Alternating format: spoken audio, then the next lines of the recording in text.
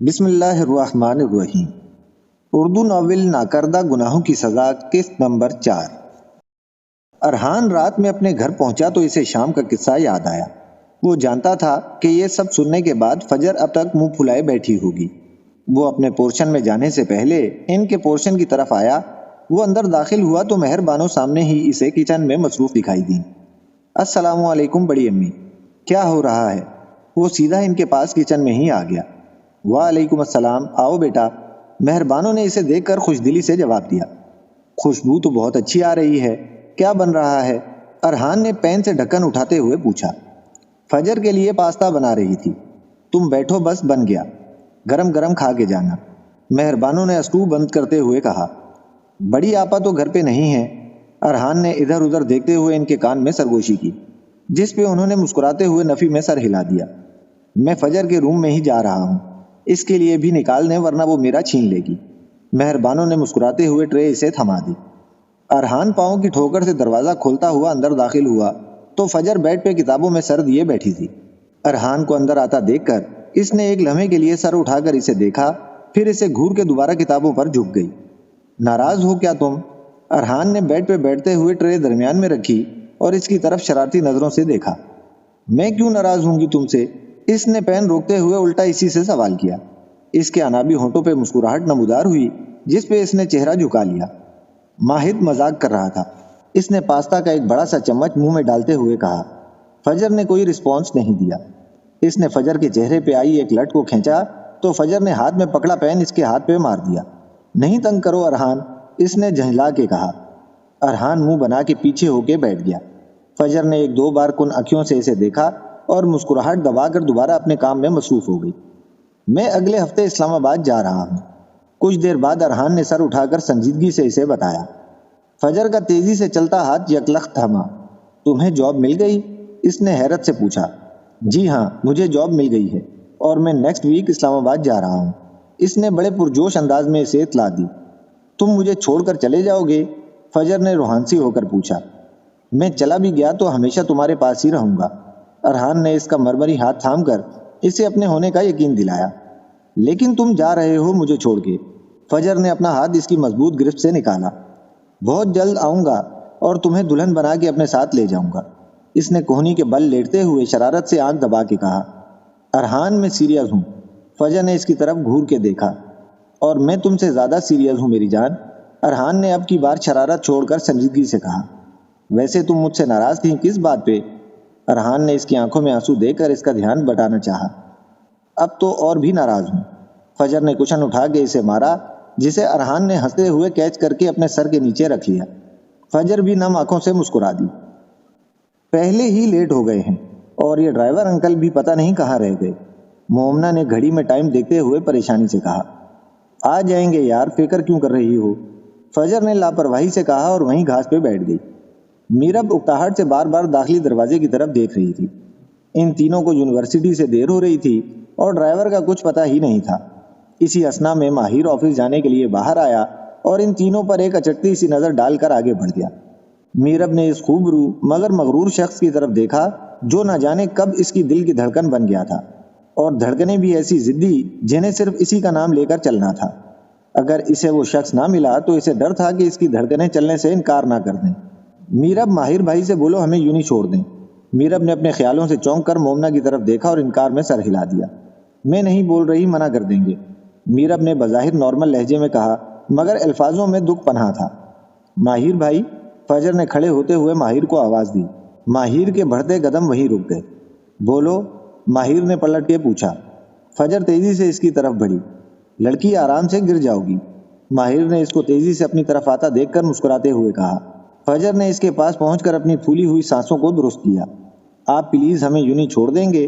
Driver uncle پتہ نہیں کہاں رہ گئے، ہم لیٹ ہو رہے ہیں، فجر نے ہوا سے اڑتے اپنے بالوں کو کانوں کے پیچھے اڑستے ہوئے معصومیت سے کہا۔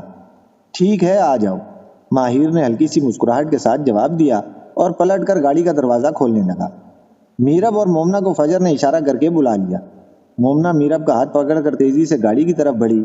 مومنہ نے ماہر کے برابر میں فرنٹ سیٹ سنبھال لی، جبکہ میرب فجر کے ساتھ پچھلی سیٹ پر بیٹھ گئی۔ میرب گم سم سی بیٹھی تھی۔ اس کی نظروں کے سامنے بار بار اس دن کا منظر لہرا رہا تھا جب اس نے ماہر سے اپنی فرینڈ کے گھر ڈراپ کرنے کا کہا تھا اور ماہر نے کس قدر خوش لہجے میں اسے انکار کر دیا تھا، اور آج فجر کے ایک بار بولنے پر ماہر کا مسکراتے ہوئے حامی بھرنا اس کا دل چھنی کر گیا۔ ماہر کی نگاہیں بار بار بھٹک کے بیک ویو مرر میں ابھرتے فجر کی آنکھوں کے عکس کو تک رہی تھیں، وہ سیاہ نگینیں جن پہ اڑتی گرتی سیاہ چلمن پڑی تھی۔ فجر کسی بات پہ مسکرائی تھی جس پہ وہ سیاہ نگینے جگمگائے تھے، جن میں زندگی کے ہزاروں رنگ چھپے تھے۔ ماہر نے بمشکل نظریں ہٹا کر سامنے سڑک کی طرف اپنا دھیان مرکوز کیا۔ اس بات سے بے خبر اس کا یہ والہانہ انداز میرب کی نگاہوں سے پوشیدہ نہ رہ سکا۔ میرب نے اپنے اندر اٹھتے آتش فشاں کو آنسو کے گھونٹ پی کر دبایا۔ رات کے کھانے سے فارغ ہو کر سب بڑے دادوں کے کمرے میں جمع تھے۔ اندر کوئی خفیہ میٹنگ چل رہی تھی جس میں بچوں کا داخلہ ممنوع تھا۔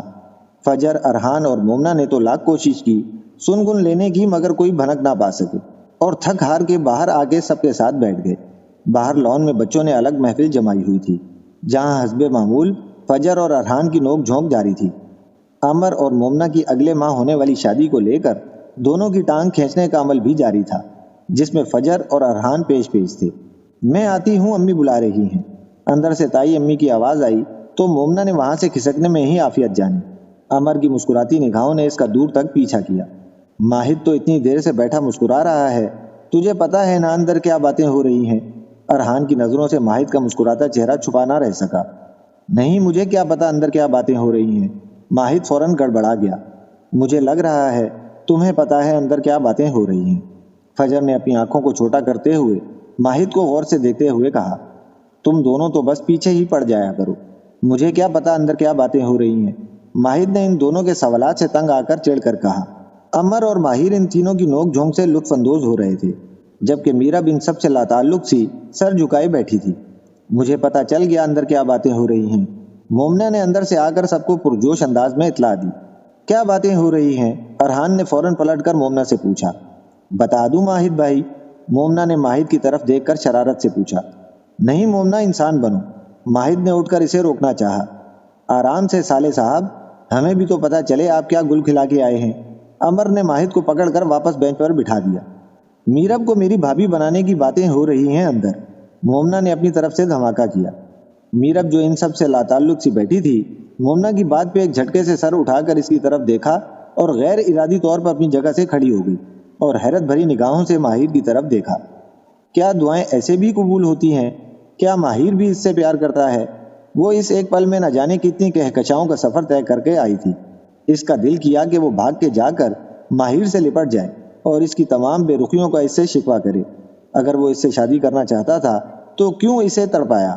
کیوں اس کی راتوں کی نیندیں چھین لی؟ کیوں پل پل اپنی بے رخی سے اسے مارتا رہا؟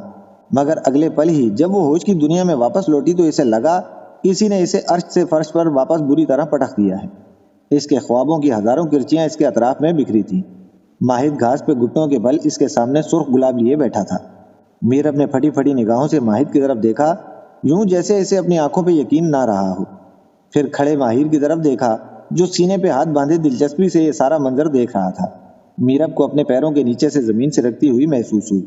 اسے اپنے پیروں پہ کھڑا ہونا دشوار لگ رہا تھا۔ اس کی آنکھوں میں گرم سیال بھرنے لگا۔ وہ سرت سے پلٹی اور تیزی سے بھاگتی ہوئی اندر چلی گئی۔ پیچھے سب ہکا بکا کھڑے رہ گئے۔ وہ اپنے کمرے میں پہنچ کر بیڈ پر گر کے پھوٹ پھوٹ کے رونے لگی۔ گھڑی کی سوئیاں تیزی سے اپنا سفر طے کر رہی تھیں۔ باہر رات گہری ہوتی جا رہی تھی اور اندر اس کی آنکھوں سے ساون بھادوں جاری تھا۔ کچھ دیر بعد وہ اٹھی اور ماہر کا نمبر ڈائل کرنے لگی۔ بیل مسلسل جا رہی تھی۔ ناظرین کرام، اس ناول کی اگلی قسط کے لیے ملتے ہیں انشاءاللہ بہت جلد۔ اپنا خیال رکھیے گا۔ اللہ حافظ۔